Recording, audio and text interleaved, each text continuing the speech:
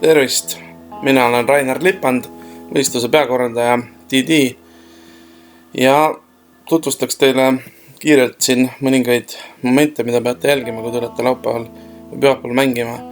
Esiteks siis räägiks rajast ja põhimõtteliselt on siin OB-d, mängitakse enamus juhtudel tavareeglina, ehk sealt kus välja läheb, sealt tuleb järgmine vise ja saate +1 trahvi. Ehk siis see on tavaline OB reegel. Kõikidel kaartidel, rajakaartidel on need samasugused infod olemas. Kus kasutatakse aga näiteks drop zone'i on Proditsi rada number 1, kus siis esimene vise, mis välja läheb OB-sse, viib jätku hoopis drop zone'i ja alles teise viskjärel OB-sse minekul võite kasutada tavalist reeglit. Sarnane juhus on ka siis, kui te eksite kohustusliku rajapunktiga, mandoga, näiteks sellel tuntud pikal rajal, kus siis samamoodi lähete paremalt poolt mööda, siis lähete selline drop zone'i. Kui lähete mandost valelt poolt ja OB-sse, siis lähete ikkagi drop zone'i. Kui õigelt poolt siis ja siis OB-sse, siis jätkate sealt, kus OB-sse läks. Ja nagu näete seal korvi juures enam ei ole siis OB saart. Korvi juures on puhas. Veel üks mando on rajal 15, et siin siis samamoodi peate vasakult poolt mandost mängima ja pärast hiljem on OB-sse võimalik minna raja ääres tol hetkel juba vasakul asuval teel, mis on siis tava OB reegliga, kui siis üle lähete. Ja põhimõtteliselt OB-de osas muud keerulist ei olegi ja raja osas. Et kõik te saate seda rajakaarti ja kädipuki rahulikult lehitseda. Nii, kuidas iseenesest need numbrid käivad siin, vaatame ka, et mis rajale te lähete, kui te olete pool näiteks number 1, siis te lähete A0 peale, B on 2 ja alles nii-öelda rada number 1 mängib 3. grupi jaoks, rada number 2 4. grupi jaoks, rada number 3 5. grupi jaoks ja näiteks 22 gruppi olete, siis te lähete A1 peale, kui te olete 20 gruppi, siis te lähete näiteks 18. raja peale. Et siin on siuke 2-rajaline numbrite vahe ja seda te peate jälgima. Me paneme kindlasti paberile teile ka kirja puulide juurde, mis rajale te minema peate.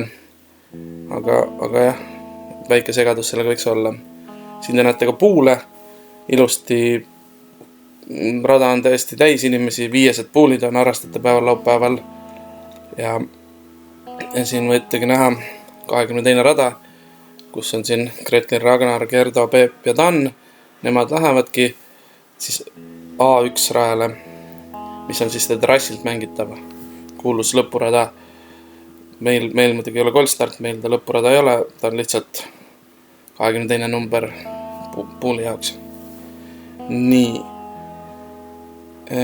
Jah, meil oli seal 101 MA3 ja 9 FA3, aga siin on meil 88 esinejat pühapäeval ja 400 puulid täpselt klapivad ja veel klapivad nii hästi, et teisel ringil harrastajad on ka täpselt 4-ga jaguv arv ja mastereid on ainuke asi, kes mängivad natuke segamini, on 3 naist, 3 viimast naist ja viimane Grandmaster, et selline puul tekib, aga muidu on kõik nagu väga viisakas. Nii, vaatame PDK lehte.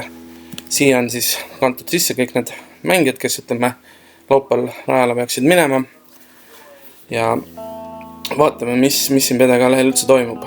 Nagu näete, ma tavaliselt panen reitingu järgi järjestusse ja nüüd me näeme ka esimest siukest anomaaliat, ehk siis need esimesed 5 inimest omavad reitingut üle 900, mis tegelikkuses siis siin klassis mängida ei tohiks, kuna see on MA3, aga on selline reegel, et kui see muutus on tekkinud viimase 2 nädala jooksul enne võistlust, siis on lubatud need inimesed mängima, kes on sellesse gruppi registreeritud ja selle reegli abil saavad need 5 inimest selle võistluse kaasa teha. Nii. Ja nüüd me siis vaatame, miks on osad on põuldis ja osad on nagu mitte põuldis need PDK reitingud, et mis seal vahet on ja miks osadel üldse reitingut ei ole. No osadel üldse reitingut ei ole sel lihtsal põhjusel, et neil ei ole veel ükski võistlus nii-öelda reitingu update, mis iga kuu lõpus toimub, veel sisse kantud, ehk siis mõnel on juba mängitud kindlasti, aga tuleb oodata järgmise kuu lõpuni, et saada need endale ametlikult siis nagu kontole. Need, kes on propagatorid, ehk see sama asi, mis kui Boldis oleva reitingu peal lähed ja tuleb propagator, siis see tähendab, et ta on mänginud vähemalt 8 reitinguga ringi ja selle läbi on tema see, kes loeb nagu reitingu arvestusel konkreetsel võistlusel. Ja ükskõik kuidas need, kes on mitte Boldis või ilma tulemuseta mängivad, nende järgi ei kalkuleerita laupäevasel võistlusel reitingut, vaid ainult need Boldis inimesed. Ja kes tahab natuke seda matemaatikat, siis põhimõtteliselt see käib nii, et nende reitingud kõik liidetakse kokku, siis jagatakse arvuga, saadakse kõigi keskne reiting ja siis peale esimest ringi, ütleme, nende samade inimeste tulemused liidetakse kokku, jagatakse sellega ja saadakse nende keskne tulemus.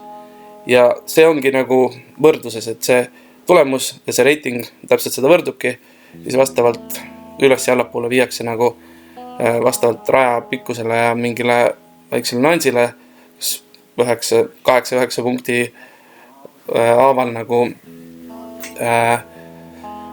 siis nagu reitingut üles ja allapoole ja nii see tuleb. Nii, vaatame selle juhendi asja ka üle. Meil on siis reedest on rada kindlasti avatud kõigile harjutamiseks täis nagu layoutis ja laupäeval, kui tulete 8.30–9.15 kohaloleku kontrolliks on tark kohale tulla, siis teeme kiire koosoleku veel, et kas on mingeid asju, mis võib-olla on viimasel hetkel tulnud, mida ma ei tea ja siis on juba skoorkaardide 10 läheb mänguks. Et seal ei ole midagi keerulist, ma usun, sest et kõiki küsimusi tegelikult ootame me juba siia sama vestluse alla, et kas on midagi, mis on jäänud keeruliseks või on keegi esimest korda PDK-l, siis mida iganes võib küsida, et siin ei ole probleem. Võib ka küsida minult otse nagu Facebookis. Nii, jah, et seda sama siis nagu näete siin üleval aadressi ka, et te saate seal Discgolfi liidu lehel seda vaadata. Samamoodi etikett, kes ikkagi veel tahab üle vaadata neid asju, siis laseme kiiret grupid mööda ja oodates tiialalt. Võt seda möödalaskmise asja ma võistlusel ei tee, aga ülejäänud asjad, see turvalisuse asi, palun seda jälgida. Ja loomulikult igasugune siuke vähem lärmakust viskesooritamise ajal ei räägita, kui keegi viskab puttimise ajal ei olla kõige teise inimese vaateväljas. Ja kui keegi kaotab ketta ära, siis kõik peavad aitama otsida ja kõik peavad igat viset ka jälgima, et nad suudaks aidata otsida.